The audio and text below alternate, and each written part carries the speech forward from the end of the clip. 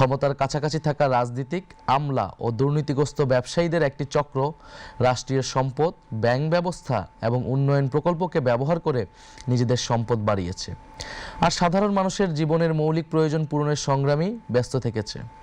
বাংলাদেশের উন্নয়ন পরিকল্পনা গড়ে উঠেছে রাজধানী ঢাকাকে কেন্দ্র করে।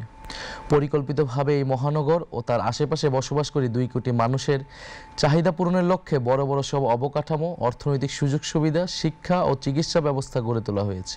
আর এদের মাথার উপরে বসে রাজধানী কেন্দ্রিক একটি ছোট্ট ধনিক শ্রেণী তৈরি হয়েছে, যারা অসৎ উপায়ে রাষ্ট্রীয় সম্পদ নিজেদের মধ্যে ভাগাভাগি করে নিয়েছে। অথচ প্রকৃত উন্নয়ন হলে তা দেশের সব অঞ্চলে সমানভাবে বিস্তৃত হওয়ার কথা ছিল। গ্রাম, মফস্বল, শহর ও দেশের প্রান্তিক জনগোষ্ঠীর উন্নয়নের আকাঙ্ক্ষিত জনদাবি উপেক্ষিতই রয়ে গিয়েছে।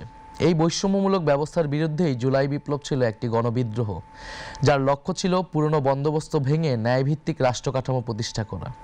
কিন্তু পুরনো ব্যবস্থার সুবিধাভোগীরা আবারও পূর্বেকার দুর্নীতিগ্রস্ত, বেইনসাফের বৈষম্যমূলক কাঠামো ফিরিয়ে আনতে পূর্ণ রাজনৈতিক শক্তি নিয়ে নির্বাচনের মাঠে নেমে পড়েছে। ফ্যাসিস্ট যুগে সংগঠিত গুম, খুন, নির্যাতন, মিথ্যা মামলা ও হামলার বিচার হবে।